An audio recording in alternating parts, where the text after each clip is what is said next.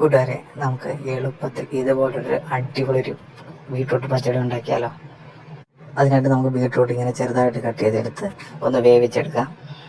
കുറച്ച് വെള്ളം ഒഴിച്ചു കൊടുക്കാം. ആവശ്യത്തിന് ഉപ്പിട്ട് കൊടുക്കാം.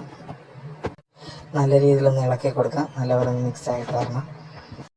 ഇതൊന്ന് വെന്ത് വരണം. നമുക്കിത് അടച്ചു വയ്ക്കാം. ഇനി നമുക്ക് ജാറെടുക്കാം. അതിലേക്ക് കുറച്ച് തേങ്ങ ഇട്ട് കൊടുക്കാം.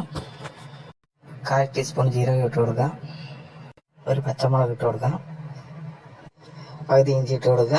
ഇനി നമുക്ക് മിക്സിയുടെ ജാർ അടച്ചിട്ട് നമുക്കൊന്ന് അരച്ചെടുക്കാം. ഇതുപോലെ ഒന്ന് അരഞ്ഞു വരണം. ഇനി നമുക്ക് കുറച്ച് കടുകും കൂടി ഇട്ട് ഒന്നുകൂടെ അരച്ചെടുക്കാം. ബീട്രൂട്ട് വെന്ത് വന്നിട്ടുണ്ട്. ഇനി നമുക്ക് അരപ്പിട്ട് കൊടുക്കാം.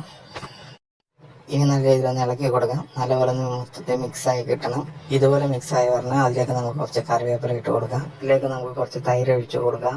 ഇനി നല്ലപോലെ ഒന്ന് ഇളക്കി കൊടുക്കാം. നല്ലപോലെ മിക്സായി കിട്ടണം. ഇനി ഇതിന് നമുക്ക് കടുക് പൊട്ടിച്ച് എടുക്കണം. അതിനായിട്ട് നമുക്കൊരു പാത്രത്തിലേക്ക് കുറച്ച് എണ്ണ ഒഴിച്ചു കൊടുക്കാം. എണ്ണ ചൂടായി വന്നു കഴിഞ്ഞാൽ കടുക് ഇട്ട് കൊടുക്കാം. വറ്റൽമുളക് ഇട്ട് കൊടുക്കാം. കറിവേപ്പില ഇട്ട് കൊടുക്കാം. നന്നായിട്ട് ഇളക്കി കൊടുക്കാം. ഇനി കടുക് പൊട്ടിച്ചാൽ നമുക്ക് ബീട്രൂട്ടിലേക്ക് ഇട്ട് കൊടുക്കാം. നല്ലപോലെ ഇളക്കി കൊടുക്കാം.